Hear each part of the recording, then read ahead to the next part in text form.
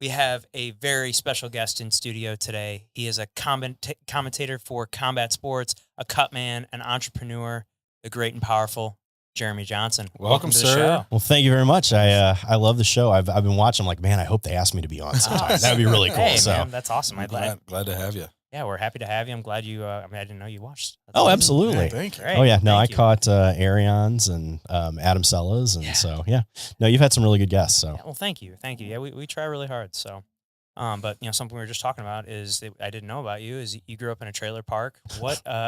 yeah, What like? let's go back to the beginning. Yeah, and now you're like a nationally recognized combat sports commentator. Yeah. Like, how did this like what got you onto this path? So yeah, I grew up basically in a trailer park in Pontoon Beach, Illinois, Okay. and I was On the beach. I legitimately, yeah, like I grew up poor as all get out. But it was one of those kind of things that I was always like, all right, there's got to be more than this. And, poor can be a mindset. And from a very, very young age, I didn't want anything else. I didn't want to be a fireman. I didn't want to be this. I didn't want to be that. I just didn't want to be poor. I did not want to be, in this situation forever. And like, from my teen years, literally on, that's all I ever did. I was a hustler for different stuff. I had started little businesses. I did this, I did that. And I saw that was kind of my way out of stuff. And, now it's like, to look back on it, like I take my kids and I'm like, hey, you know what? The place where we're buying this apartment building, I used to live in the trailer over there. And they're like, seriously? I'm like, oh yeah, no, this is real. Like you guys are doing pretty well. This is the old neighborhood. Exactly. This is what it used to be like. So yeah, but no, I did up until I was 19. Yeah. 19, 20. Okay. So yeah. And like, so what was your first like job? Like, what did you what was like the first step as far as like? So, like I said, I was always kind of one of those that I always have had a job. I always did something. I went to school for like tech type things, engineering background, and I didn't like any of it because I hated doing math.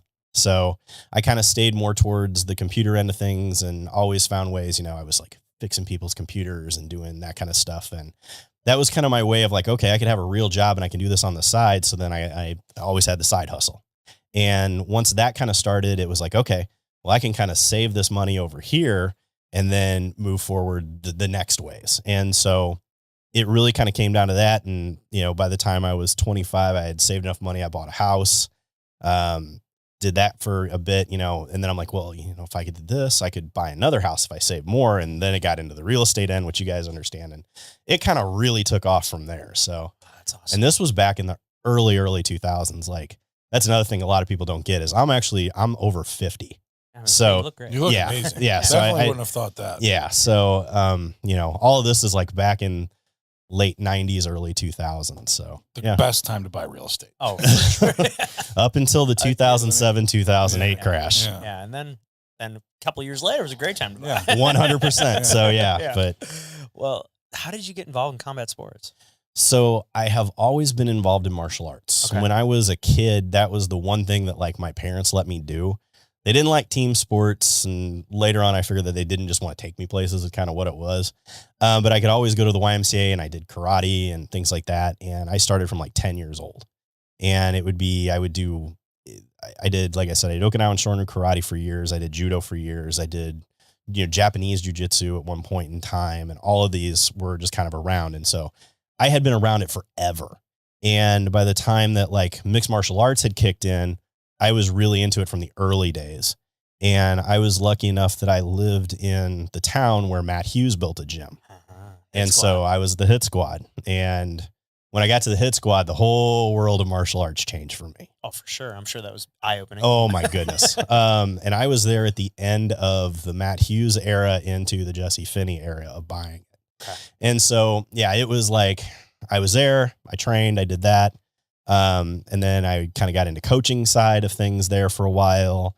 And I found nobody knew how to wrap hands there whenever our guys would go fight. So that's how I kind of got started in the cutman world. All of this time I was doing like MMA media because I knew enough about it that like a lot of guys know baseball, they know golf. You can tell me stats, you can do this. I don't know jack squat about other sports, but I know a lot about combat sport. And that's kind of how it really kicked in. So that was what got me into the world of martial arts itself. And then just moving into the commentary world was a whole other thing. I was a cut man for years, and yeah, I mean, it was a lot. So for the people out there that don't know, what exactly is the responsibilities of a cut man? So we are the guys who, before a boxer combat, MMA, Muay Thai, anything like that, before they go, they put tape and gauze on their hands to stop them from breaking their hands. And then the people who stop the blood to keep you in the fight at in between rounds. Yeah. And so I've done that for everyone from the local organizations here in Missouri to I've done a couple of shows in Bellator, Invicta FC, what became PFL, which was World Series of Fighting and things like that. So yeah. What's the nastiest cut you've had to? Your boy Adam Sella. Really? Adam Sella and Lucas Gowaltney was, if you have not seen it out there, go look it up. It is probably the single best fight that happened in the Midwest. And Adam got cut on the top of the head from an elbow, I believe. And it was a gash that was about 2.5 inches long. Oh, wow. It smelled like a penny when I got to him because of all of the iron in his blood. And he ran. I mean, it ran from the top of his head to the bottom of his feet. And it was all 3 rounds. And Lucas, after the fight, actually told me, he's like, it was really disheartening to see that I had made him so bloody and so messed up. And then whenever he came back out, he looked great because we were able to stop it, get everything done. But yeah, that was probably the worst one I've ever worked. I wonder why he hasn't ever brought that one Yeah, up. he nenever brings that one up. It put him in the hospital for a couple of weeks. Oh, really? Yeah, Really? like it collapsed his lung. He had like 9 staples in his head. Oh my God. Yeah, it was a bad one. It was a heck of a fight. Like it was one of the best fights. Like I said, it's one of the best fights I've ever seen, let alone local. Definitely So, gonna look that one up. yeah, it's well worth it. Lucas Gowaltney and Adam Sella. Okay. Damn. Wow. And it is out that there. clip in. Yeah, it is out there. So And we'll have our producer throw a clip together Yep, for us. absolutely. Yeah, man. Wow, that's incredible. And then so you commentate for Shamrock, a few others, right? yeah, I do Shamrock FC. I do their commentary. I have done Golden Boy Boxing. I've done some of their undercard stuff. I've done a few other boxing organizations and things like that. So my main mixed martial arts, though, is Shamrock Fighting Championships. So Sweet. yeah. Is there one organization that you like commentating more than another, or like is it like these smaller events like what we had with Adam, the CXBJJ? Is there? So those I like doing those. I love doing the BJJ stuff, like it because it's new and it hasn't been around that long. Now I look at MMA. Okay, so it's been around since '96. That it's getting into its maturity stages.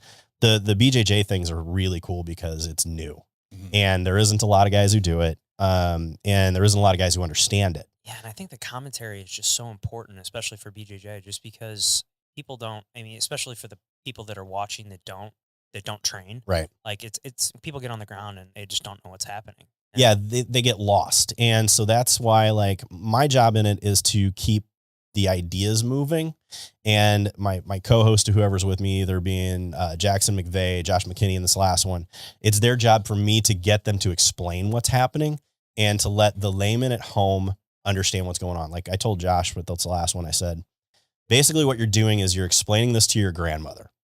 If your grandmother is watching their grandchild grapple right now, you got to explain to her what's actually happening. And he's like, okay, I get that. And so it really worked out. And you get some guys who are really, really good at it. And as long as I'm there to move things along, it really kind of, it helps the action. So, but yeah, I'm a fan of it. Shamrock FC has been the one that I've done, like I said, the most of. I have been with them for 15 plus years. I have commentated every pay-per-view except the first 2. Oh, I was the cut man for the first 2. and there's been hundreds of Yeah. Shamrocks, right? Yeah, over the last, I mean, we're at 370 now, So, yeah, it was like but over like 3. they went to pay-per-view, I think it was like 12, 13 years ago. And I didn't do the first 2. It was a guy named Chad Range and Kevin Engel. And Chad was the commentary for Chuck Norris's World Combat League. And he did the first 2. And then I took over from there, and I haven't missed one in 14 years. Wow. Damn, dude. Yeah, like I have never. That's awesome. I don't even know if I have a backup. Like I've done them sick. I have, unfortunately I missed some family things because of them, but I've never missed one. You're the Joe Rogan of the Midwest. Pretty much. Yeah. That's what I hear. So, well, do you have more hair? You got way better hair though. Yeah. At least I got more of it. Yeah. Do you have like a Mount Rushmore of fights that you've commentated? Obviously, you've got that. Oh, God. Or cut man for. I know you mentioned the Adam Sella one. Oh man. So I was lucky enough that I got to do a lot of firsts per people. Mm-hmm. I was the first person to ever call one of Joaquin Buckley's fights. Okay. I was also the first person to ever interview Joaquin Buckley. I was also the first person to ever wrap Joaquin Buckley's hands. Damn. Yeah. To roll with him a couple weeks ago. And literally, like, he wore him home to show his grandma after the fight. It was so awesome. He's up there, definitely. Oh, goodness, man. There has been so many. Vicious Bobby Volker and Cameron Von Camp come to mind. Bobby Volker is just one of the toughest guys in the Midwest that has ever been in the sport of MMA. And he fought this kid named Cameron Von Camp, who's in BKFC now. And they just went at it for 3 rounds. And Bobby looked like somebody hit him in the face with a bat. He won the fight, but by God, he wore it for like the next 3 weeks. It was incredible. So, but yeah, I mean, there have definitely been some crazy fights in the Midwest. The other thing I would call on my Mount Rushmore is like, I got to do Rose Namajunas' very first pro interview ever. Oh, yeah, cool. I did that in Invicta. I've been around Invicta FC, which is the all women's MMA league, since Invicta 2. Oh, And wow. so, and I've done media for them. I've worked cuts for them, that kind of thing. So yeah, I got to do Rose Namajunas' first interview ever. There's a video somewhere of Pat Barry punching me in the corner, like, cause he got so excited. He hit me. Yeah. It got like 75,000 views on YouTube in one day. It was pretty cool. Back whenever like that was a big deal, Sure. But, yeah, I've gotten that. I've done Michelle Watterson's first pro interview. Karate hottie. Yeah, exactly. She told me she wanted to be a Power Ranger when she grew up. So, yeah. She pretty much is. Pretty much, but yeah. I've been real lucky to get. I've got a pretty big Mount Rushmore of stuff. So. That'd be funny if her rash guards and stuff were the Power Ranger. Yep, Yeah. exactly. Well, damn, dude, you've seen fighters at their rawest. Oh. What in your opinion, what separates a good fighter from a great fighter? Oh man. In my opinion, and I've gotten called out a lot for my opinion over the years, but my opinion of it is I can teach you technique all day long, but I can't teach you the idea of heart and the idea of champions. Because if you look at somebody like, I called Sean Woodson's fights whenever Sean Woodson was a heavyweight boxer. And like for real, like against Bo Koons in a boxing match. And you could tell by watching Sean him. Woodson was in a heavyweight? Yeah. Oh, absolutely. Yeah, Sean dude, Woodson, he the started 145er, started as a heavyweight Yes. He's here in St. Louis. Yeah. Oh, shit. 100%. Wow. Yeah. That's crazy looking at him now. Yeah. And Yeah. you would never know it by No. looking at him because he has nothing that would incline that he was ever heavy. No. But you could see it in them, the idea that they were going to be something because they're not just there to do the job and be done. They have a certain air about them. And I'm not talking cocky. I'm not talking any of that, but they have an air about them. a belief in themselves. Exactly. And, Sean's big thing has always been belief. And he was that way. Local guys wise, Jordan Dowdy was one of those kind of guys. You saw Jordan Dowdy at CJXBJJ against Kelvin Gastelum. I've been with Jordan Dowdy for years. I actually helped bring them from their old gym, CMMA, to the Hit Squad whenever CMMA closed. Okay. And I work with Jordan a lot, got him through Bellator and that kind of stuff. So I've been meaning to reach out to him to get him on here. he's a great guy. But he is kind of one of those guys that he has a purpose. And it's not just when the cameras are on. It's not just when, there's people who can influence. Guys like Jordan showed up every day, did everything that they were told, and never said a word. They were just there to do the job and make sure that they were the best that they could absolutely be. And those guys are what really makes the next champion. And I'm on like probably my 6th incantation of people in the fight world. Yeah. I've seen guys who have fought, now they're retired, quote unquote, or they've, they went off, they've had kids, they've done this, them, that. Now I've got ones that I called their dads fight and now their kids are fighting. Oh, wow. Like I've been on that long. So yeah, that one's pretty nuts. cool though. Generations. Yeah. It's nuts, man. It's, I've got the same thing with my kids. So like my son started off in the Hit Squad at 5 years old and now he's a cut man too. and he travels How the old is country he? with me. He's 19. Okay. Damn, that's cool. My daughter was the same way. My daughter was a world level judo competitor, and she's 25. She's been around this game since she was 10. Yeah, so it's pretty nuts. Dude, that's so cool. Just Yeah. like a big martial arts culture in your family. 100%. Like, And that's all there is. My wife is an ex MMA fighter. So, yeah. You said that before the Yeah. show. So, That's crazy. Did you meet interviewing? yes, but there was nothing before anything of that. So, Okay. this is my second wife. But Gotcha. no, I called one of her fights, but the funny thing was I actually trained the girl who she fought. Oh, okay. So, yeah. So, I trained her to beat my wife up at one point in time. It happened. It's fine. Yeah. So, That's crazy. Wow. Damn, man. And then That's incredible. I mean, my thing is too, is like with the growth of BJJ and MMA, Mhm. obviously I don't know if you could do it for MMA, but maybe jujitsu. Do you think it'd ever get to the popularity or rise that you might see it as a college level sport like you do wrestling? Or do you So- think wrestling's just got such a stronghold on that it's going to be tough? well, I think whenever we lost the idea of the Olympics, Mm. it kind of ended that idea. Gotcha. I think And so too. That's tough because there is so much more to jujitsu than there is to wrestling that way. But even with the idea that we're losing wrestling in the Olympics is a terrible thing. So and I've been around the Olympic level stuff with my daughter forever. We used to go to the OTC all the time because she trained out there. My daughter trained with like Ronda Rousey's mother.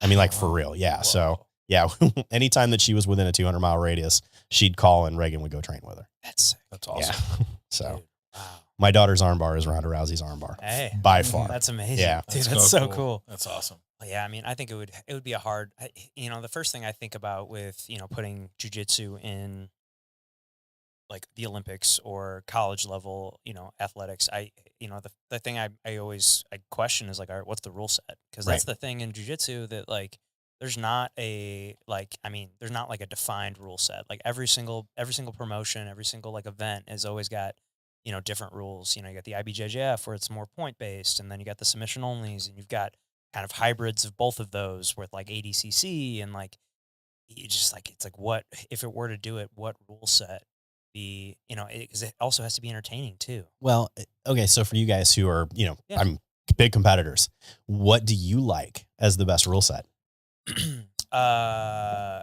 Man, I'm a fan of just the standard point Points. Okay. IBJJF, like the standard 2 points takedown, 3 points guard pass, 2 points, on belly, 2 points for a sweep, 4 points for rear mount or mount. Right. Because, you look at the CXBJJ stuff, which is submission based. And, one of the very first ones I went to, Colin was absolutely dominating the guy that he was going against. But the guy tried to throw up one submission. And that's all, like, even though he got fucking manhandled the whole time, he tried one submission. Right. Didn't even come close to landing it, but he tried, and he ended up winning. And that's I don't know. I like how, those submission ones, they're forcing, they want to force They force the action. Yeah. They Yeah. force the action.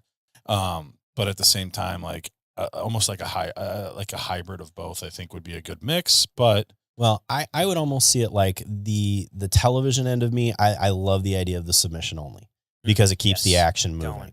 But I think that if we're going to go into like the competitive college Olympic level, I think that the point system has got to It's be just there. got to be, Yeah. But, it's just I mean, more defined. Yeah. And as you guys know, you got to know them both. Right. You've got to know Gotta what know how you're to do doing it. no matter what. 100%. So And if it is submission only, my favorite submission only, like rule set is, sub only, but then I like the EBI overtimes. Okay. I think Yeah. that's because it's like but then it's like, okay, is the person just better at escaping? It's like, it Sure. plays a lot of, but I like that there's a definitive winner and loser. Like yes. if he got out faster than you got out, or he submitted you and you didn't submit him, like that's the end. He won. Like that. I like that. I like that there's a definitive, like he won. It's not kind of judge's decision. Yeah. Or, ref's decision or whatever it is. And I'm a fan of that idea because, you don't ever want to leave it in the hands of the judges no matter what. And that's cross sport. Yeah. That's any That's sport. boxing, that's everything. Right. Because, especially now that we're seeing all of this with the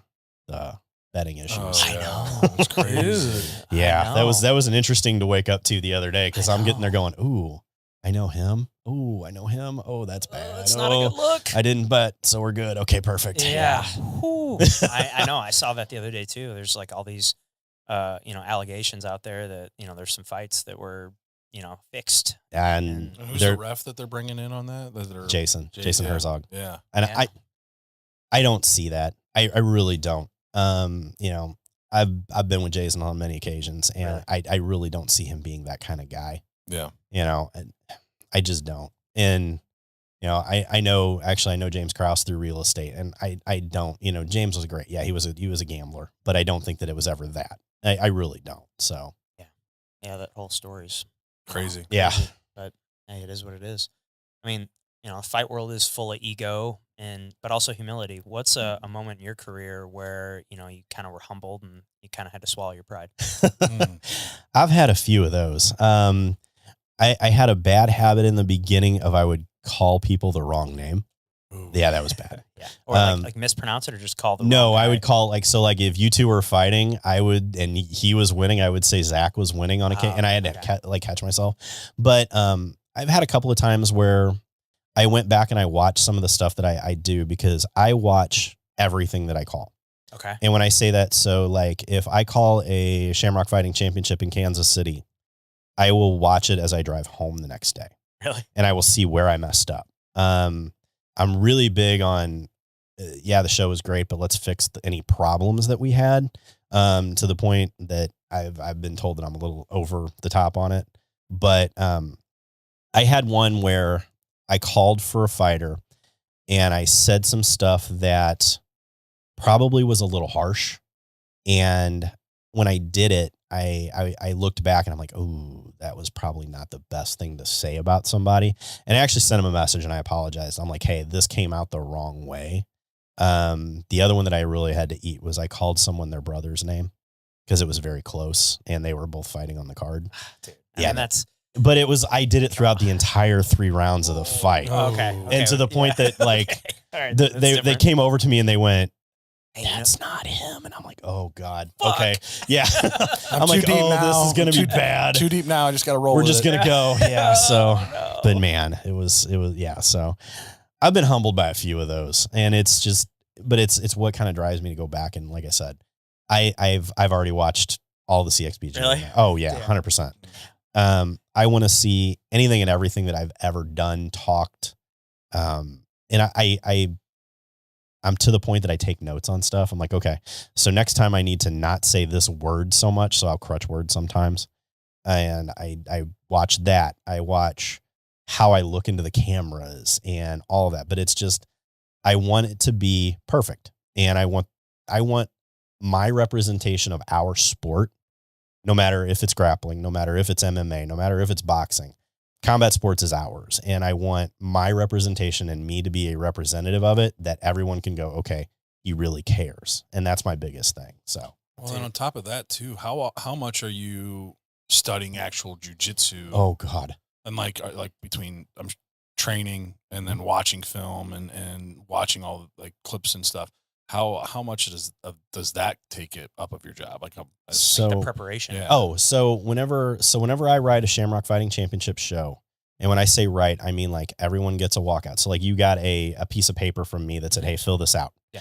And I get all the information from you, and then I kind of craft a backstory and things that will just, give something like when the lulls are there or when you're walking to the mat, walking to the cage. The entire thing for a 14-fight Shamrock card takes me about 40 hours. Oh, wow. And that's between the writing. I will go back and I will research everyone, no matter if I've talked to them or not. I will watch anything new that they've done. I will go back and watch their matches to see how they fight, because I want to kind of anticipate the way that they fight and how I can call it to tell the audience, to paint the picture to the story. From here, exactly. Or whatever it is. And so, I'm going to know, okay, he's going to be a predominantly stand-up guy who's going to come at you in a southpaw stance, but he's going to switch stances whenever he throws this particular kick, which there's a bunch of guys that do that. And it's just more of the idea, the preparation of it to make the best product possible. It took me to do CXBJJ. It took me a little over a week and a half to write it for everybody, just because there were so many matches. I was like 22. Yeah. And everyone gets the same treatment. I don't care if it's when the kids were doing the cards to the pros. It's the same treatment. I want everything to be the exact same and to be consistent. So that's incredible. it's a lot. No, it is a lot. I mean, that's a master your craft. Right. And that's a awesome skill set. Like you mentioned training people.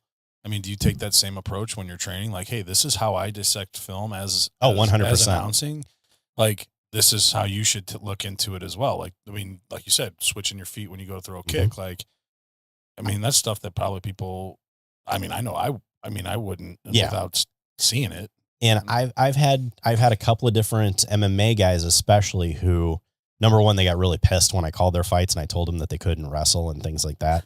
I had one in particular, and he took it to heart. He called me out on it. He was like, "I can't believe you said that about me." I'm like, "I can't believe you can't stop takedown." So it is what it is, you know. And he looked at me and goes, "Okay, I'm going to prove you wrong." And I said, "I hope you do. I really hope you took what I told you in that as to heart." Yeah, to criticism. And he did. And he came back, and the next 2 fights were absolutely amazing. And he got to the point where he goes, "Okay, I understand what you meant now." And now every once in a while he'll send me footage and he'd be like, "So what did I miss? What did I do wrong in this?" And even when I was like, I don't coach this guy, like not personally. And he still will be like, "All right." And I've said in the last 2 times he's fought that he was the most improved in the last 5 years. Oh, but awesome. he took it to heart of what I said, because I'm not being mean to anybody. No, and you're a third party, 100% objective, just commentating what you see. And no matter if I know the person, like, you know, I've commentated people that I've trained. I've commentated my friends. Because I mean, in this business, you're going to get to know everybody. It's a very small business. Yeah. And I've commentated for my friends, and I am trying to be the most impartial that there is, 100% all the time.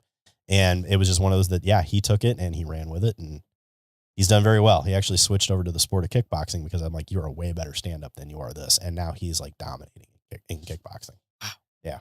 That's awesome, man. That's cool. Well, I mean, just being a combat sports commentator is just, to me, seems so much different than any other commentating of any other sport, because I feel like you have to have a certain amount of reverence and like respect for these guys, because what they're doing, you know, they're going out in front of all their friends and family in their underwear in a cage and about to fight another man. Like, that's different than, you know, dribbling a basketball up and down a court. 100%. You know, like, and the consequences are so high. I mean, your health is literally on the line. Yeah. Like, your life could change in one fight. This isn't like, you know, guys playing baseball. Yeah. And I worked for ESPN for a while, and I did a show on ESPN called Down Goes Frazier.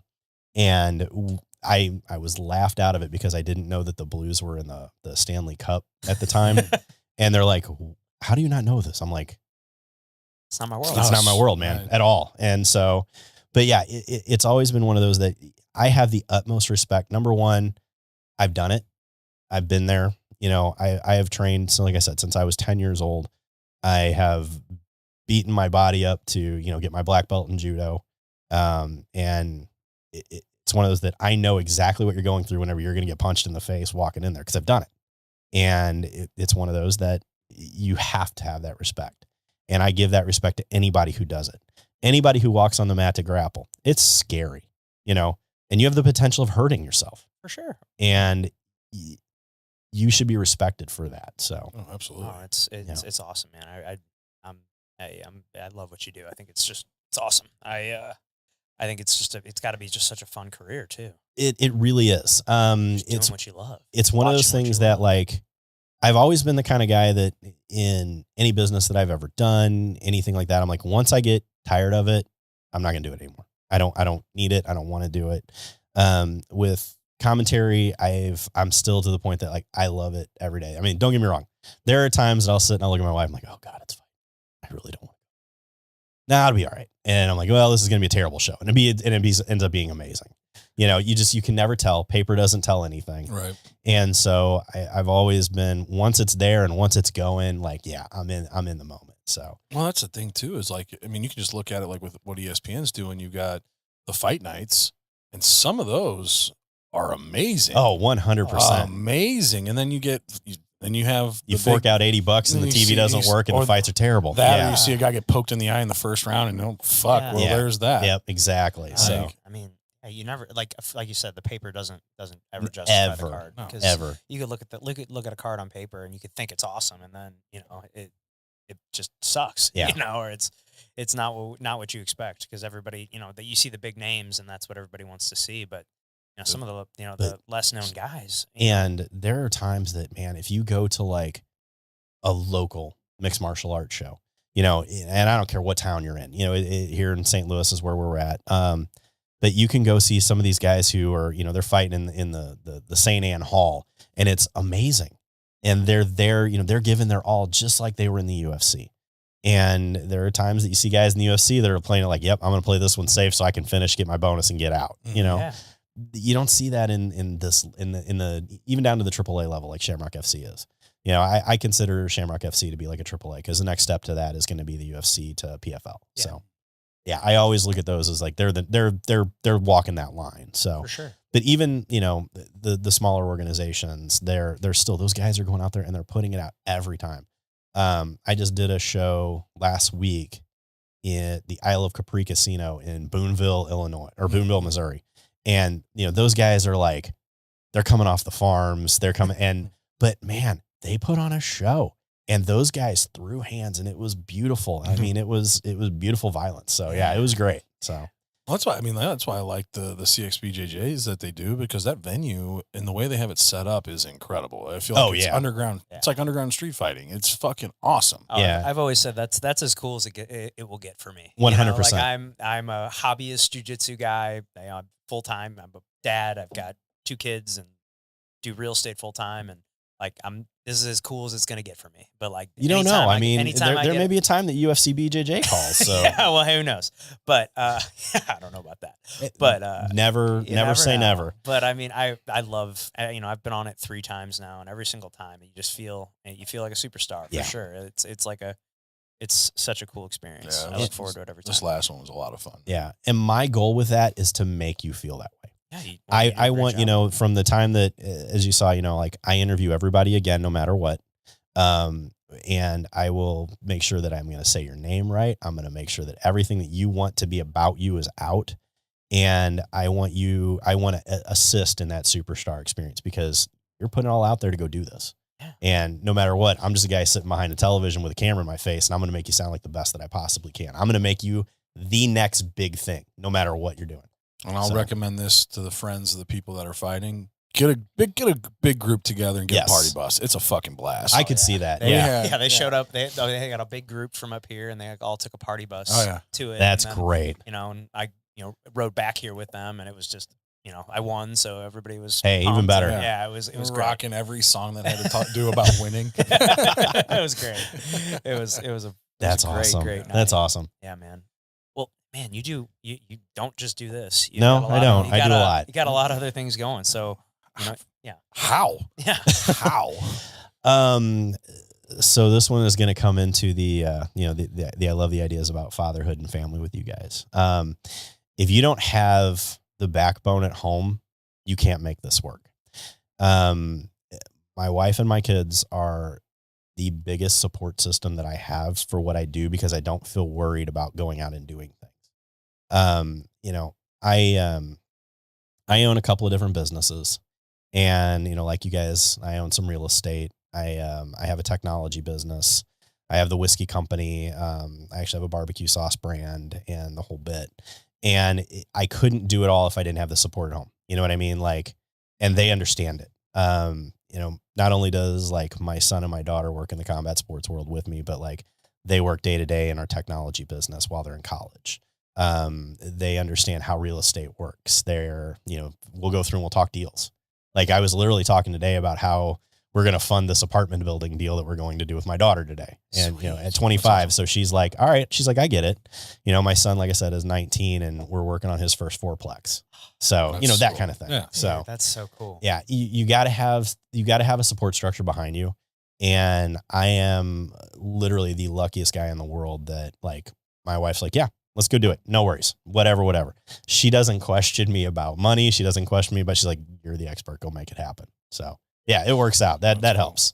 So Yeah, I mean, I and she concur. came up with the flavor for the whiskey. I will give her Hey, that. there you So go. It's delicious. I mean, what?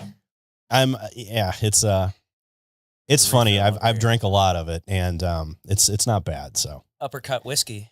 yes. And available in how many stores are you locally? So we are in 80 stores in Missouri and 40 in Illinois, and hopefully by mid next year we're going to be in 35 more states. Yeah. So Dude. And the flavor is cinnamon walnut, but it does not taste. it's like, not. Yeah, it's not fake. It's not Fireball. No. This is bourbon that you on the back end get a hint of cinnamon and walnut, and Yeah. it's fabulous. Yeah, it makes a great cocktail, and so I'm a partner in a bar over in Illinois too, and we do I have a speakeasy over in Illinois. Oh, that's cool. What's Yeah. it called? It's called the Speakeasy. Okay. Yeah, we were Where very at? very We're original on creative. naming. Hey, so are we with our name of our Yeah, show. exactly. It's over in Granite City, Illinois. Okay. So Yeah. it's cool. I have a great partner in it, and she's an amazing like set designer, and so you walk into a meat locker, and then you have to find the door, and then when you walk in, you basically walk into the Great Gatsby.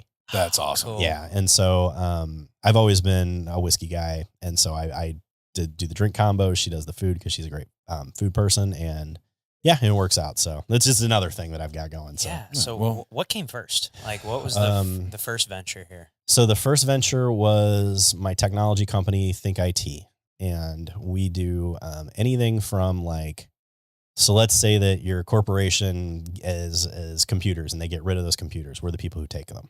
Okay. And I have clientele from Nevada to Florida, and we do like 180 school districts in the Midwest that we do all of their stuff. We do a bunch of Fortune 50 businesses where we take all of theirs, and basically then we refurbish it or we recycle it.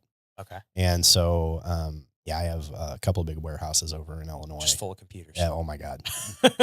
I think our office at the moment has like 7,000, 10,000 in it at the moment. Holy shit. Yeah. And then I have another 16,000 square feet that's full.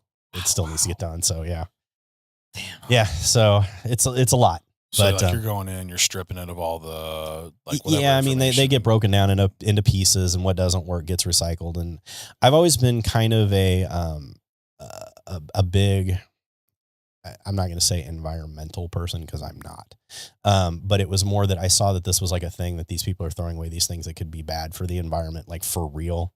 Some of this recycling stuff is kind of bogus, but this was real. And so I came up with a concept of how to do it and then how to make things work. And we recycle about 500,000 pounds of computers a year. Wow. And we only generate like 140-yard dumpster of actual things that make it to a landfill. Whoa. Wow. Yeah. So That's wild. yeah. And so it works out, but we have buyers all over the world.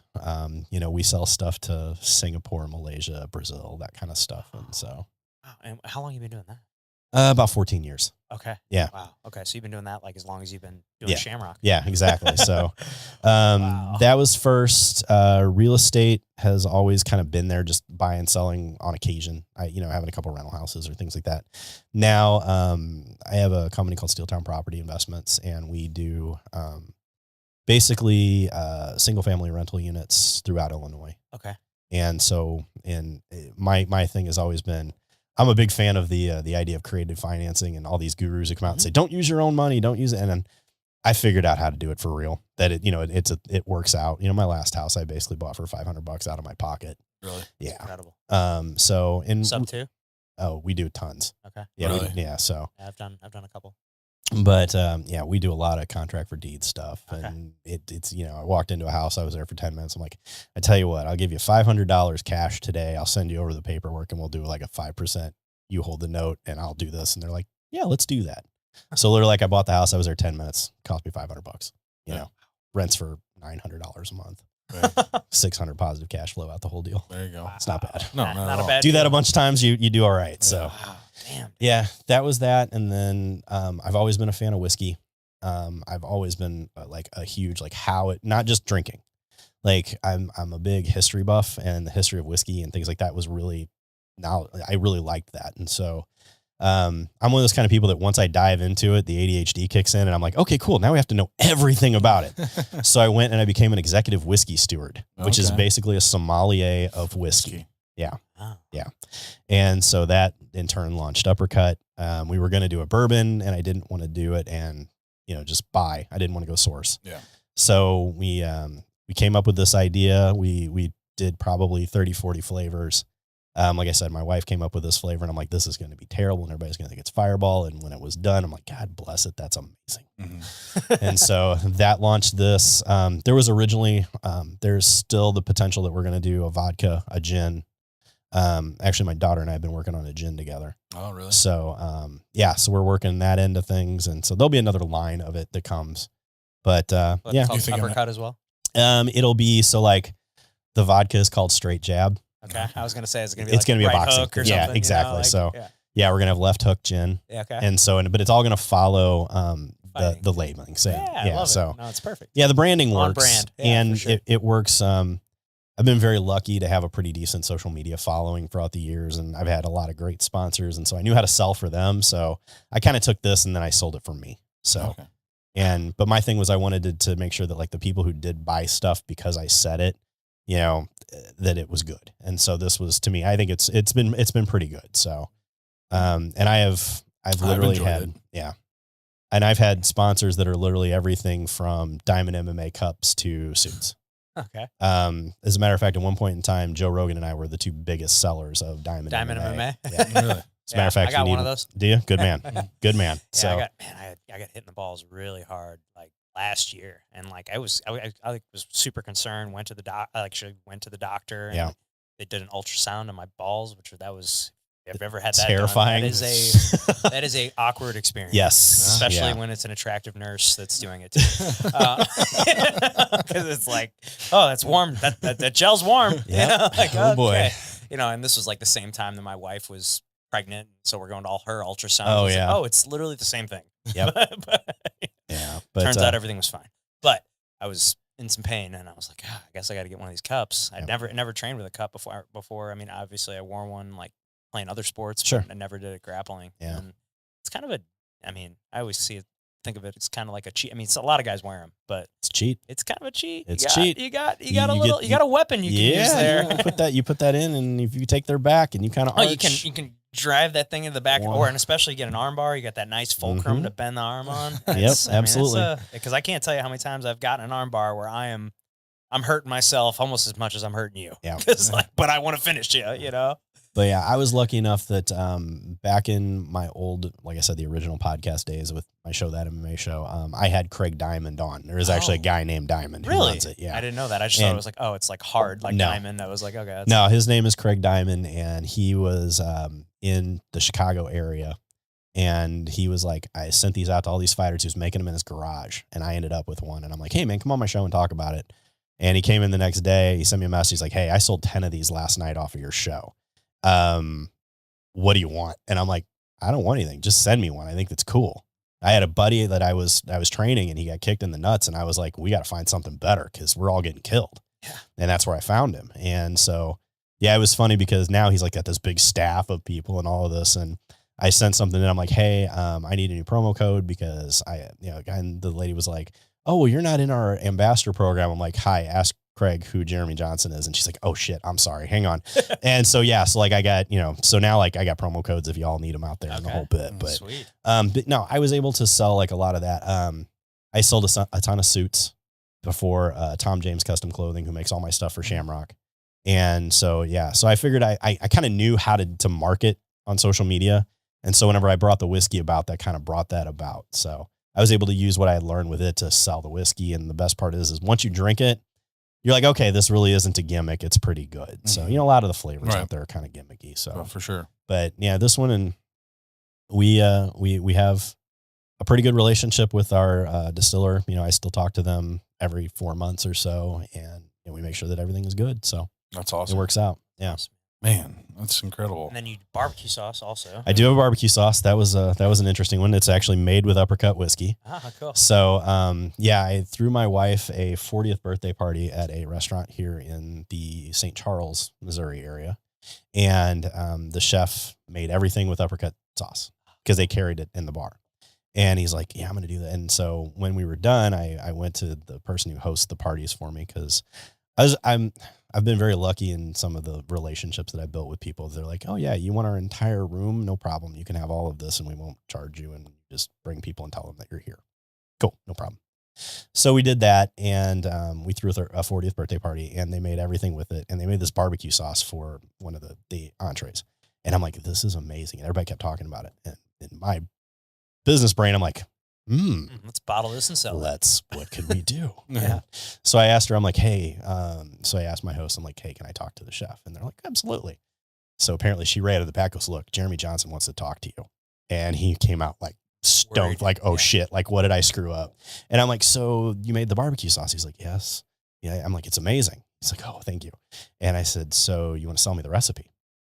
And he looked at me like dead, like, what? And I'm like, you want to sell me the recipe?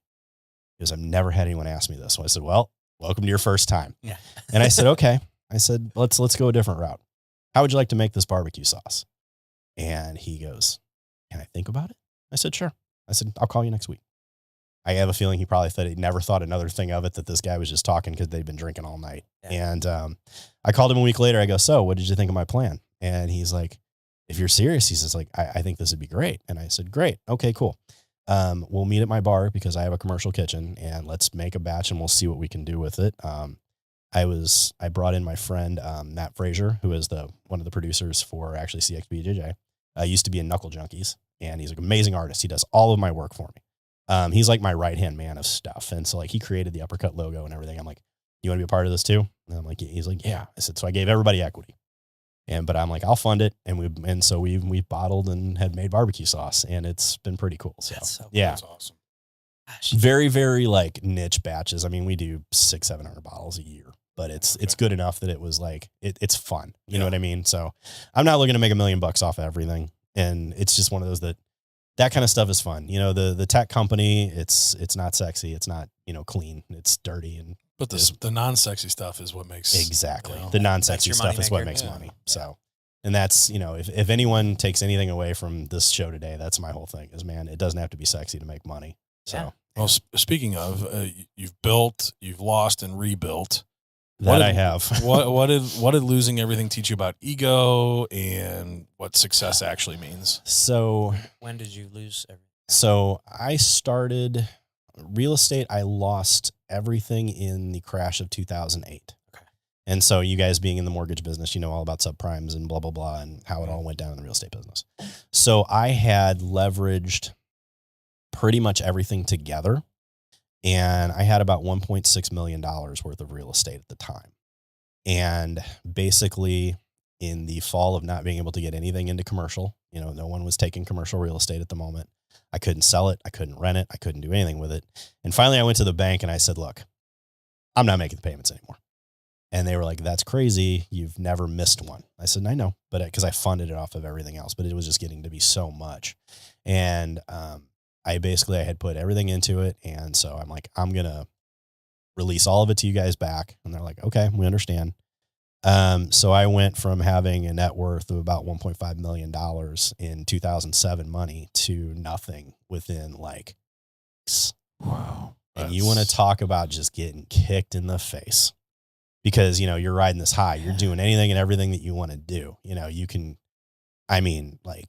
My daughter used to go to school and tell her that daddy bought her a building with an elevator so she could ride up and down it when she was little, that kind of stuff, it was like, I had, cool cars, fancy watches, the whole dumb thing. And it really, really humbled me about what I do now. I learned a ton. I learned, number one, I don't trust my ego. I trust my gut. And that was a big thing because I thought I could do anything in the world at that point in time. You've got so much stuff going on. You've got so much money flowing in that you can't spend it fast enough because you guys know in real estate at that point in time, if you had stuff, you were making just money hand over fist. And so it took me a bit. I knew the formula though. I knew what made me the money in the first place and I knew what made me lose it. And so I once everything settled and I gave it a few years, I was able to start back into the process. And with the process, I was able to kind of bring myself back over to it. But by God, now I don't talk about it. I don't, you couldn't catch me doing anything that would be like, I don't buy over the top cars anymore. I don't buy, any of that kind of stuff. And I research every deal that I do. Every deal has nothing to do with ego. It all has to do with numbers. If the numbers don't work, we pass on. Even if I think that I could make it work on my own, it's not worth it. I know what it got me the first time. And so now it really, really opens your eyes to the idea of well, number one, what really matters, because you can have all the money in the world and everything still suck. I went through that. And then you can have nothing, but everything is pretty cool on the family front. It helps out a ton. And so that was kind of what built things back up. So, yeah. Well, we're starting to see that on our side on the, not quite to the scale that we saw back then, but I mean, we just had another loan officer on, the last episode, and, talking about debt, like refinancing and doing debt consolidations and things like that. Yeah. But it's like, everybody's trying to keep up with the Joneses, and they're spending money they don't have. And next thing you know, like, hey, you're refinancing out of this 2.5%, 3% rate that you got back in 2021 up to 7% just to pay off those high interest credit cards that you had to live. Yeah. That you had to use to keep up your image. Right. And to me, that's not anymore, No. Yeah. I wasn't that bad. I didn't do like to me, it was just more like literally like the real estate just didn't pay for itself anymore. Yeah. But, yeah, like I'm not looking for anything crazy anymore. Well, I mean, that's like Warren Buffett. He still drives the same old freaking beater that Absolutely. he's had for years. Yeah. I mean, he's not driving anything fancy. Nope. I drive a 2015 BMW, older school. I got a 1990 something convertible. That's my fun one. Nothing crazy. Nothing crazy. Well, Nothing that's the crazy, thing. so. It was like, I was riding high in that 2020, 2021 Mhm. mortgage era. I mean, now granted, I still didn't do a ton of refis. I did some, but I was like, purchase business was so hot back then. And I went out and I bought a Land Rover Defender. And I was like, man, this is a badass car and all that stuff. And I'm just like, like once I hit 60,000 miles on it, and then it all broke. I was like, it was You 20 have problem after problem. $500 for an oil change. Like, I mean, just stupid shit. I'm like, this isn't like who am I trying to impress here? Yeah. So especially with that thing. I had a Land Rover. They're the worst cars ever. Yeah. Anyway. I went and traded it in for a Jeep. I'm like, this is perfect. This is all I need. I mean, it's still nice, but it's not flashy. It's not anything. It gets the job done, gets me from A to B, and my payment was half of what it was. Yep. Exactly. So it's just, I don't know. I mean, my ego caught up with me. Yeah. And and learn real fast. I mean, I think the greatest thing too is like, one was the divorce. That was a big ego hit. And then 2, getting into jiu-jitsu and get my ass kicked every fucking day. There is nothing that will kill your ego faster than combat sports. Because you're going to get your ass kicked by a 14-year-old kid who's been training since he was 5, and you have no idea where it's coming from. Speaking of a 14-year-old, how about that fucking dude that took the fight on 30 minutes notice at CXPJJ? Holy shit. So Talon is an anomaly. It's insane. He's been around. I mean, his dad was a coach for a long time. His mom is like I was standing next to his dad. And, Joe's a great guy. He's at Destruction MMA back in the old days. His mom, I think, is a fitness bodybuilder. And Talon is like, does not look 14. No, he's like 6'2", 220. Yeah. He's 14. Yeah. And the kid freaking like out wrestled a brown belt. Destroyed. And it was nothing but heavy top pressure. And, it was one of those that and I think he just went to Greece and came in like runner up in the world. Yeah. Yeah. Well, he does. I was talking to the dad, and he's like, because he doesn't do any gi. It's all no gi, all wrestling type. No, yeah. Yep. And so, because I was like, well, he's 14, so obviously he's not at that level to get the belts. And he's like, he's like a very beginner. Yeah. Belt. Yeah. Exactly. He was like a green belt. Yeah. Well, or whatever. I lose track of the kids' belts. I think that's because there's so many. Yeah. I think that's like the low. I think green's. Green's like the one right before blue. Yeah. Or like I think at least that's the only reason I know it is because I remember there was a girl I trained with at Finney's. She was like 14 or 15. I don't even know if he was green then 16, because he was a blue belt. Yeah, because I guess he had only been doing. He'd been wrestling forever. Yeah. But he'd only been doing jiu-jitsu for a few years, so he wasn't very far into jiu-jitsu. But boy, is he a monster! Holy shit! And they're just like, he's won worlds, multiple times. But, ADC. Could you imagine? Like you're this, you're this cool, you're big guy, you're this well known, you're this, you're that, and then all of a sudden you get ragdolled by a 14-year-old. Oh my God. It's a lose-lose for that guy that he's 100%, needing, because if you kick the shit out of him, you kick the shit out of a kid. 14-year-old. Yeah. Like, but if you win, if he beats you, then you got your ass kicked by a 14-year-old. That's like, there's no winning in this one for you. But That's not your typical 14-year-old. No. But that's on paper though, it doesn't look great. No, but you want to talk about being humbled. It's a great way to be humbled. And I've had a lot of in the ideas of training. I've had a lot of kids who kick the shit out of me. You know what I mean? Yeah. Like, it got to the point, like, my daughter used to be able to beat me on occasion. Now I got to use every technique in the world to keep my son from kicking my ass, just because they're all about it. So, yeah. But, it's like today I was rolling with Amanda, who's maybe 5 foot, 120 pounds. And she was just kicking my ass. Yeah, I was like, 100%. Hey. She was making that one girl ring the bell like 3 times. Have you heard about the bell at our gym? No. At Watson's. So Kyle's got he put a bell up, and it's like a little bell like right by the front where the timer is, and it says Devil's Handshake above it. So anytime if you get wrist locked, you have to go up and ring the bell. Oh my. Okay. So she it's like three times in like 2 minutes. Yeah. It's like all of a sudden this poor girl she was rolling with just had to go up and ring the bell. I've always loved You the look way over Kyle and coaches. Amanda's like smiling. That's awesome. That's awesome. It's so funny. But no, and any time like that is a humbling experience, Oh, man. Yeah, man. Oh gosh, it really does humble you. Like on the fatherhood front, what Sure. how did your life change when you had children? Oh boy. It scared me to death. It legitimately scared me to death. I was like, man, I'm this guy who, like I said, came from next to nothing, and now I got to provide for somebody else. And that was when that kicks in as like a dad, you're like, all right, nothing else now in the world matters. No matter what, this little thing that just happened, this matters. And that's always how it's been, my daughter and I are pretty close. We're pretty close, but both my kids are. But, it was one of those that like, I at that point in time, I'm like, okay, now I have to figure out how to pay for college. I have to figure out how to make sure she has a great life. I have to make sure that she never experiences anything in the world that I did. And that was gigantic because it took the ideas of me growing up in a trailer park, me being, for most of my life raised by my great grandmother, for all of this, it ended. And I'm like, all right, none of the shit that's in my head anymore matters. I have to make sure that this is correct and that she doesn't experience anything like that. And it was the same when my son came along. I'm like, okay, we're doing all right now, but I still got all this other stuff. And this is what matters, is to make sure that they have what they need and will never experience what I did. And so that was a big deal to me. And that was always been kind of my driving force. It was funny. I actually told both of them because, my daughter is a senior in college and my son is in his second year of technical college. And I'm like, okay, well, we made it. I did what I said I was going to do. You've gotten through college. You haven't had a bad, a tough, you haven't had to have, worry about where the food's coming from. You haven't worried about any of this. So I think we've done all right. So I had a moment the other night. I'm like, all right, I think I made it. Yeah, I did. All right, we did it. We're good. So yeah, check that box. Yeah.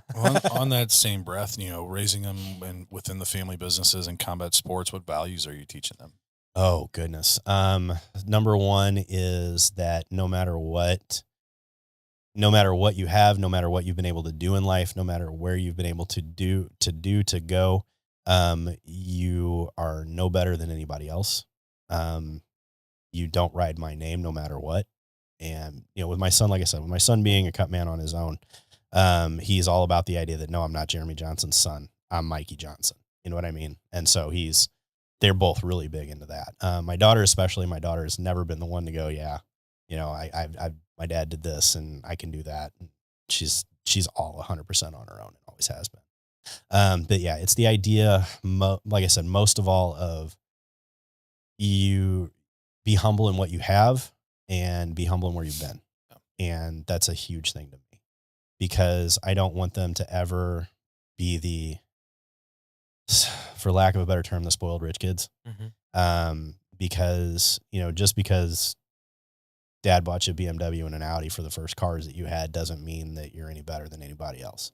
I was just lucky enough that I was able to make things happen. So you don't brag about it. You don't do this, you don't do that. And so that has been a gigantic thing. Both my kids will tell you that, yeah, they may work in the family business, but by God, they started sweeping the warehouses just like everybody else. They've made the minimum wage jobs that's just like everybody else. You don't get to show up late. Don't get to, take off days that you slack around, that kind of thing. You don't get to do any of that just because you're my kid, just because, your name is in the trust that gets us in the day. It just isn't. So they had to start at the bottom just like everybody else. And I think that that's kind of made them, you would never know, you would never see it from them that they, they've been able to do everything that they have. So that's a big one to me. I don't want them to grow up and be spoiled kids. So yeah, because that's something that, I feel like anybody that's kind of pursuing a career and, that has accumulated about a good amount of money, you don't want to show them that it's, that they're, you just don't want that spoiled rich kid. Right. Like that's the last thing I think anybody wants. Yeah. And it was one of those that, I was, like I said, I was very lucky that I was able to tell both my kids whenever they turned 16, all right, you can pick whatever car you want. I'll buy your car. You get the first one. I ended up buying both of them too, because they wrecked them, but but I'm like, but think about it, because you have to pay your own gas. You have to pay all this other stuff because you can pick it. And when they both decided, one wanted a BMW, one wanted an Audi, and they were like, all right, well, wait a minute. Gas is really expensive. I'm like, yeah, I guess you got to have jobs now, don't you? Yeah, so and oil changes are expensive on these expensive cars. Yeah, that was $300, wasn't it? Yeah, that's what you make in a month, right? Damn. Damn. Must be tough. Just to, you worked all month just to drive that car. And exactly. So now like one drives a VW and one drives a Ford Fusion, so, but they learned. And it's one of those lessons. All right, cool. You gotta let them fall. You gotta let them fall on their own. And that's another big thing is, they all know that, dad could get them out of some things if they needed to, but doesn't happen very often. That's good. I've let them have to deal with speeding tickets on their own and the whole bit. So that's good. I'm glad that, that's 100%. That's something that my parents really instilled in me. It's like they had to buy my own car. I had to work. I had to get a job the second I turned 16. I grew up very, I don't want to say privileged, but I never wanted for anything. Right. Like, there was always, I never had to worry about where my next meal was coming. My parents both had good jobs, and we lived in a nice house. I always went to nice private schools. Right. Like I lived a very good life, but they instilled in me a work ethic from a very young age. Absolutely. And that's something that like I am very, very thankful for now. And, at my age now that was instilled in me at a young age. And because so it keeps you moving. Yeah. And you don't sit back and you don't think, oh, well, it was cool. I can do this later. No, you got to do, it's now, it's time. Because if you don't, you're so far behind that the kids that you see nowadays that are kind of that, they're the mousy, they don't talk. I've never ordered for my kids in a restaurant ever. Yeah, my kid's 3. He orders his chicken fingers and French fries every time we go out to eat. Absolutely. It's like, tell him what you want. Yep. 100%. And I've instilled that. So now, like, my son will go do, he'll go do shows by himself. He's got to talk to everybody because he's the guy in charge. It is, it is what it is. My daughter runs our sales department. And so she's got to talk to everybody that walks through the door. And so it's one of those that if you don't start them young at that idea, then you're going to be hosed, because later in life, you're going to be the one who's going, now tell them what you want, dear. And they're 17 years old, so. Well, yeah, that's the thing. Like with mine, like, one of the first things I taught them once they were able to speak and be social was you walk up to somebody, you shake their hand, look them in the eyes, say, hi, I'm Connor. What's your name? Yep. And that, like, stuff like that, but like the ordering and all that. But like my parents, like, work ethic was huge. Like everything you're the best at. Like you do to the best of your abilities and push that. But then also like to be independent, like be different, don't follow the crowd, be independent.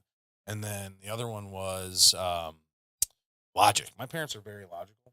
The emotion side of things was not there for them, but the logic side of things. So it was great. But, the biggest thing, like what's awesome to hear about you is like, you're not letting your past define you. You're not letting your kids. You're not letting your kids' past in the way you raised them and them being, in a much better situation than most define them. Right. And for me, like that was the biggest thing for me was like my mom was a loan officer for 47 years.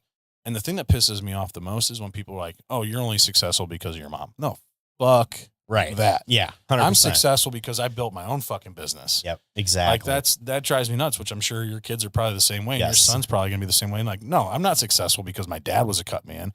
I worked my fucking ass off. That just like everything that you're saying, like you're by you saying, oh, I'm only successful because of my mom, or your son's only successful because of you, is just, I mean, it's I don't even. It's a slap. It's a slap in the face. It's a slap to you. Yeah. Because no one, and, you know, like you guys at the beginning, you said, you know, yeah, I grew up in trailer park. Nobody knows. I've never said that in another show. And I get a lot of times that people are like, oh, well, yeah, you're just, you know, well, you're the guy from Shamrock. You do this, you do that. I'm sure that, you know, you're loaded, you're this and that. And I'm like, well, yeah, but you didn't see what it took for me to get here. Right. And I will put me against anyone else that I will outwork you every day of the week. You know, like I said, I have literally in the last 2 weeks had 7 17-hour days. You guys ask me how I do it. That's how I do it. And when I say that, like, I'm not joking. I was at a client in Chicago. I literally drove to Chicago, did what I needed to do, drove home, got up the next day, drove to Muncie, Indiana, did the same thing, drove back the next day, came back, drove to someplace in Kentucky, came back up. Next day, I bought out a company in Indiana. I drove to Indiana and we finalized the deal. There is no one who will outwork me. And that's kind of one of those things that every once in a while I sit back and I'll say something. And my wife not only was an MMA fighter, but she was a clinical therapist. Okay. And so she looks at me and goes, do you realize there's nobody that does this? She's like, this isn't normal. And I'm like, okay, great. But this is how high achievers make things happen. Right. And she was like, yes, but you have a little bit of the ADHD. It's fine. So, yeah. But dude, I think the ADHD is a superpower. Dude. Absolutely it is. It's a superpower. Like I don't, you know, I really, I think that all the ADD medications people are on and stuff, it's just, I feel like you're really like suppressing. Yep. What, you know, exactly. You're suppressing your potential. You know, just because a little boy can't sit still in a class for 7 hours doesn't mean it's a problem. I can't sit still for 2 hours now. And it's a superpower. Like I'm able to, but I guarantee you find that little kid something that he likes and get hyper fixate on it. I bet he could be incredible at it. Absolutely. That's my youngest son. Like in school wise, like, you know, he's very smart, but like he has a hard time paying attention. He's bored. But I could sit him in front of a 1,000-piece Lego set. And that motherfucker, he's 6. He'll be 6 in December. He'll knock that thing out. No problem. Yep. He loves building things. He loves that stuff. And like, he could sit there for hours. And then I was just talking to my ex-wife on the way over here. And, you know, my oldest was getting recognized because he's very empathetic. Like he's very, like, he can pick up on other people's emotions and he's willing to like step in and be like, be helpful to those people. Mm-hmm. My youngest is empathetic, but he sees those people and he's like, oh, fuck them. You know, like it's true. Yeah. He's like, they're fine. And he'll like, so like Connor wants to be the center of the attention. He's my oldest, where Ollie, he's very like my ex-wife was like, yeah, he was just out front kicking the soccer ball with himself for like 2 hours yesterday. Yeah. Like he finds that thing and he's on it and he loves it. But when he doesn't love something, he's going to be running around doing whatever the fuck he wants. Oh, and I'm like, that's great. I don't like if you're going to call me and complain that he's not paying attention or doing this and that. Well, find something that's going to entertain, like keep him exactly. engaged. I had a teacher once in school, in high school, who told me and my parents both that I would never amount to anything because I couldn't focus on whatever the hell his class was, and I can't remember what it was. I remember I walked into a restaurant one night, and him and like 10 of his family were there and they were having dinner. And I walked over and I'm like, are you Mr. So-and-so? And they're like, he's like, yeah. I said, well, I want to thank you for something. And he goes, okay. I said, one time in my life, you told me that I wasn't going to amount to anything because I couldn't focus on this, that, and the other. I said, well, I found a few things that I really like to focus on. And I walked away. I said, thank you very much for it. I walked away. I bought his entire table dinner. I bought them all the desserts that they would want, including to the point that they were bringing them like full cakes out for everybody. And I just wanted to prove a little point. Yeah. And flex, so, yeah, for sure. Exactly. Motherfucker, you were wrong. But it was like, there's that ego. Hey, I was like, it's okay to flex. It's all good. It's okay to flex it every once in a while. But it's one of those that if you can take it and use it, man. And dude, I still remember shit that people said to me 20 years ago. And I'm like, all right, I'll show you. I've got a similar Yeah. Similar thing happened to me. I was in a business venture with someone, and I ended up deciding to step away. And before I left, he basically said that this is the only chance you ever have to be successful.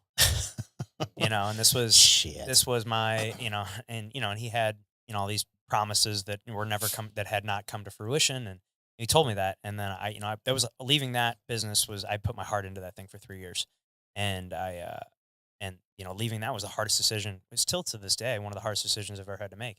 And but he told me before I left, "Are you sure this is the only chance you're ever going to have to be successful?" And that right there, that line that he said to me fueled me. Like, and I got my real estate license within the next year, and then it took off and did what I did. But that right there fueled me. So I was like, Absolutely. I'm going to prove you fucking wrong. I had this whole thing in my head that, one of these days I'm just going to show up to his house and show him my fucking tax return, and be like, motherfucker, I thought you said I was never going to make this kind of money. Like, look at me now. Yeah, just go buy his restaurant. Yeah. Yeah. 100%. Yeah. Absolutely. It's not something I think about anymore, but for years that was something that was like on my mind, and I was like, I'm going to prove him wrong. But sometimes you need the fuel. It was fuel. And there is 100% nothing wrong with that. I'm of the name that I want that. Sometimes I want to be able to, I want to be able to prove people wrong, whether it was, somebody growing up who told me that I was going to be a goof off and not amount to anything, or that, well, just because you came out of this, you really don't have the capability to go this, or, you never went to college, so you can't do this. I'm like, well, you know what? I'm going to fucking show you how this is really done. So yeah. Let me ask you guys this, because I've had this thought, or I know this about myself, but like, if there was something that really interested you, that like, do you know that you'd be successful at, like, a job or a career? Like, if you knew that piqued your interest, that you'd be successful at it? Because in my mind, the way I look at things, and I've had this conversation, I know it sounds cocky, but it's just not, it's confidence in my work ethic, right, like you mentioned, that I knew that if there were, like, no matter what I went into, that no matter if I had an interest in it, no matter what I went into, I was going to be successful at it.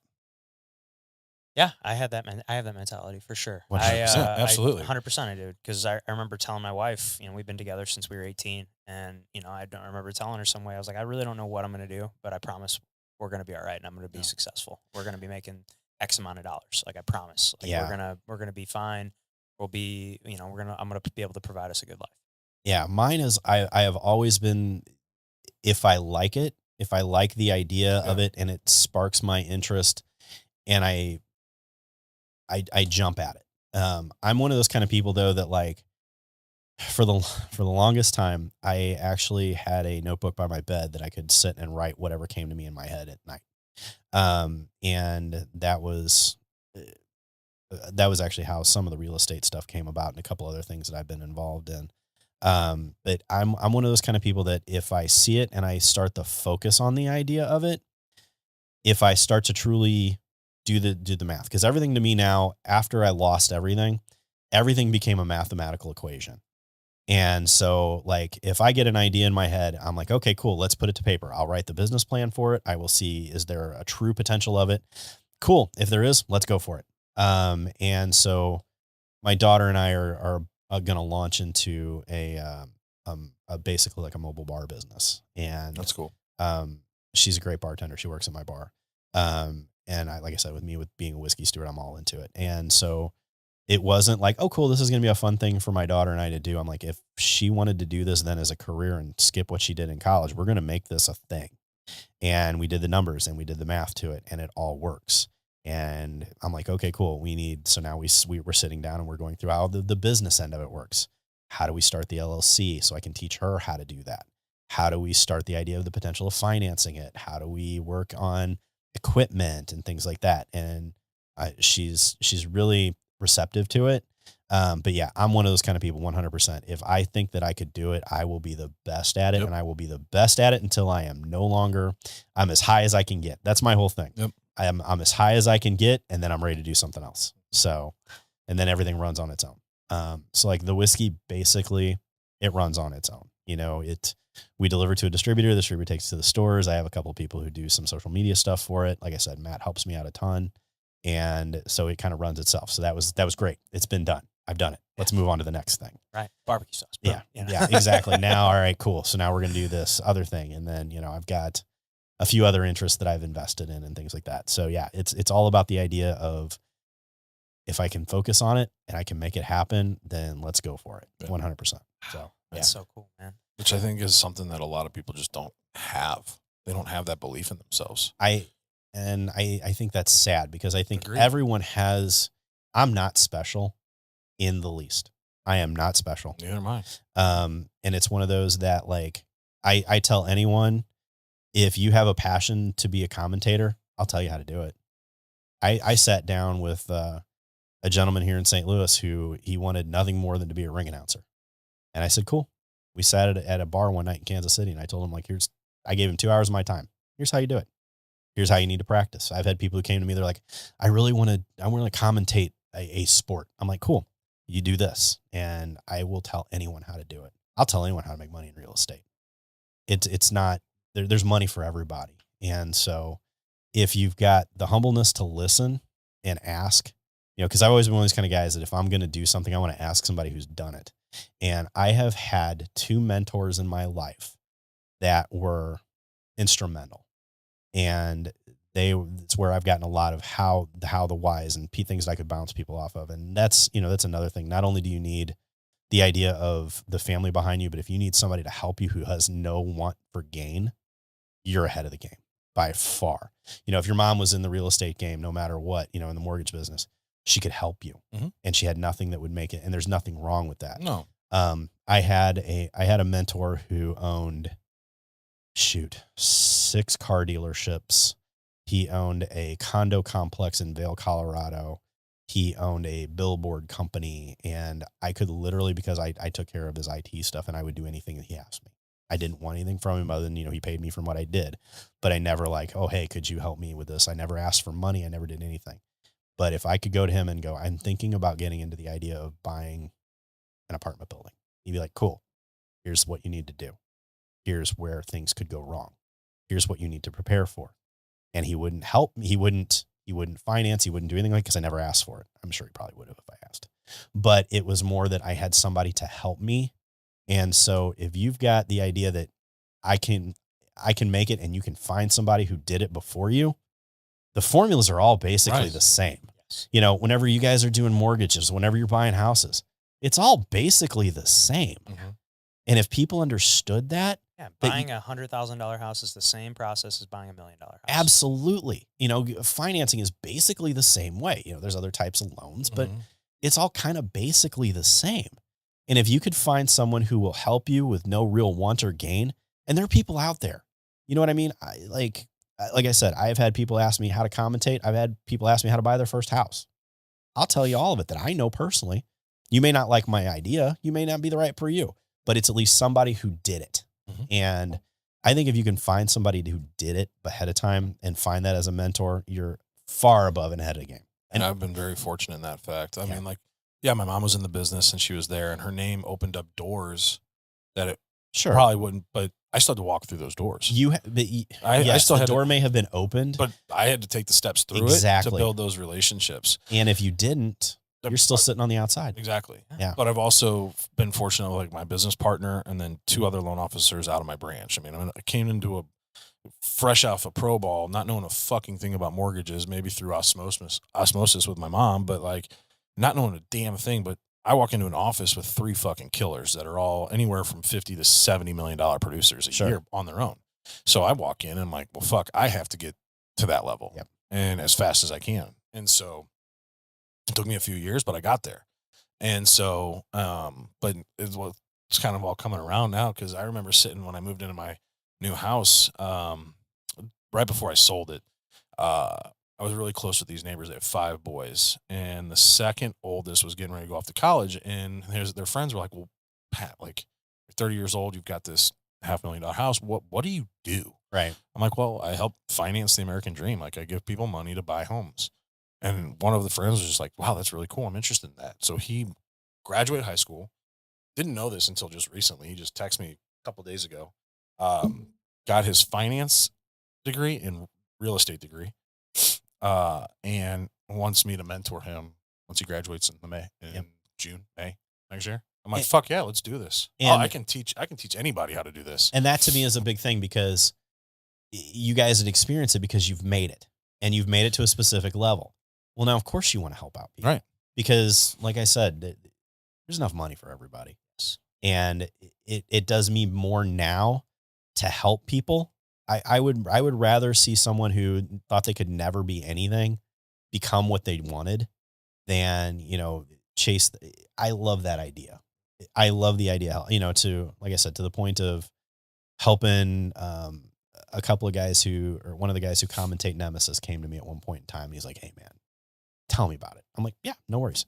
And I'm not coy. I'm not, I'm like, here, I can tell you how I did it, how I started, how to practice, what you got to do. Not a problem. Did that renew your like passion for it? Yeah. I'm one of those kind of people that like, I always have the passion. But I really enjoy the idea of teaching. That's why I loved coaching. Same. And so I like the idea of I can pass my knowledge on to the next person because, I've done pretty well with teaching it to my kids. I've taught my mother how real estate works. My mother supplements her income with rental houses. Works out perfectly, easy game. Now I'm like, all right, cool. Let's help the masses. Yeah. If you want to learn how to buy houses, if you want to learn how to make whiskey, I'll teach you. Not a problem. So, yeah, I mean, I did it with baseball when I was still playing. I would get pitching lessons, but sure. It made me a better pitcher. Absolutely. Teaching someone because the mechanics of it. Yep. And you have to sit and look at everything that you take for granted, whether it be real estate or whether it be jujitsu. Right. You take everything that you know for granted that is an automatic movement, and you got to break it down for somebody else who has no idea what's happening. It works. It's the same for combat sports as it is in business. Yep. It really is. It all correlates. And I think that's why you see a lot of guys who are in the combat sport world who are pretty successful at doing things outside of it, as long as they weren't just, meatheads who got into fighting. But there's a lot of guys, man, who, say it again, for whatever may or may not have happened. James Krause is a freaking genius of real estate. The kid is a genius at it. And he taught so many of those guys in his gym how to do it that like they would win a fight bonus in the UFC. They'd go buy a house instead of blowing it on a car. That's so awesome. Smart. Yeah. I've always told people like, I had a friend who I worked with him as a boxer, fought in Golden Boy. And I mean, we're talking like mid 6-figure fighter in Golden Boy. And instead of going back to the hood and buying a cool car, he bought a car wash. Dude, those things make exactly incredible money. He came back, he bought a car wash. He bought a couple of rentals. And by God, he's doing just fine if he never boxed another day in his life because of it. Sexy about it. Yeah, but it doesn't need to be. Just like storage units and storage spaces. Absolutely. It's so smart with fighters in particular, just because, like, I mean, any professional athlete, I mean, there's a timeline there. Yeah, you got a specific, you got A to B, and that's it. You're gonna get into the early to mid 30s, and your body's not gonna work like it used to, and you're fighting these 20-year-old killers. Coming up. Not just in fighting, but think about. I mean, did you guys ever see that documentary, the 30 for 30 Broke, on Netflix? Where it's incredible. It talks about it goes through all these professional athletes from NBA to baseball to football to just all these different major league sports, and how the percentages of people go broke once they get done playing because they didn't manage their money correctly. And it's just like, hey, you have a short window to make a shit ton of money, but what you do with it what you're doing with it then is what's going to carry you on for the rest of your life. I mean, how awesome would that be? Especially like NFL. What's the average? Like 4.5, 5 years. 4.5, 5 years. Yeah. You can make hundreds of millions of dollars in that 4.5, 5 year period. And you're going to be you have nothing to show for it 5 years later? That's insane. Exactly. Can you imagine? That's insane. Could you imagine just sitting after the fact, after everything's all gone, you're like, I had all this and it's gone. Like the statistics of people that win the lottery that lose it all within years. Yeah, within like 3 years. Yeah. It's crazy.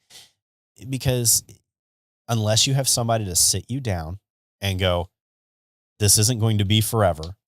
I look at our business, the technology business, that goes in waves. And I tell them all the time, I'm like, we're going to make a whole lot of money from about here to about here. And then for the next 3 months, it's going to be barren. And we prepare.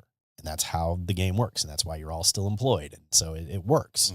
And I think that if you take that into the idea of life, that you're going to have some really, really great stuff and some really, really bad stuff. And as long as you know that it's coming and everybody does it, you're not special with it, you're going to be okay. No matter what, no matter if it's, you know, you lost your job, you got divorced, it happens. And it's just something that you have to deal with. And I think that that's why if you've got a mentor that understands it, you know, I had a couple of guys who asked me like, man, how did you deal with divorce? And I'm like, well, it sucked, but it was the best thing I've ever done by far. And so, and I'm like, cause I have a couple who were like, this is the worst. I'm like, absolutely it is. It's the worst time in your life right now, but it is going to be much, much better and things are going to be amazing and it's going to be okay. And if you have somebody, especially men, you know, cause we don't get to talk about our emotions at all. We get no feelings. We can't. That's what we do here. That's Right. what we try and do here. And it helps because, you know, no matter what, we're supposed to be the big tough guys, especially in the fight world. But there are times when you need somebody to just go, look, man, it'll work. It's going to be okay. And I'm more than happy to be that guy for anything that everybody wants to be. So yeah, I'm big into that. Yeah. That's awesome. It is. Well, Jeremy, this has been incredible having you in here, man. We really, really appreciate your time. I know Absolutely. you're a busy guy, and thank you so much for bringing us some whiskey. Of course. And Probably won't last long. Hey, you know, we got plenty, so we can make it happen for anytime sure. you need it. I'm so definitely gonna drink some after this weekend. Promise. absolutely. But yeah, before we get you out of here, though, we do end the show the same way every time. So Play a little game. We call it the tombstone game. Okay. Here lies Jeremy. What's it say on your tombstone? Father, friend. Those are my two big ones. It's always a father, friend, and good partner. Because if you can be those three things, you've made it in life. Doesn't matter how much money you got in the bank. And after that If last you're a talk, good- mentor, mentee. Yeah. yeah, Yeah. If you were a good father, you were a good friend, and you were a good partner to your person, that's all you need. that's perfect. Well, thanks again for coming on, and thanks to everybody at home that watched or listened to this episode. If you haven't clicked that subscribe button yet for us, please do so. Pat and I are trying to get to 500 subscribers on YouTube before the end of 2025, so help us hit that goal. Share this episode with a friend, comment what you thought below, and we will see you next time.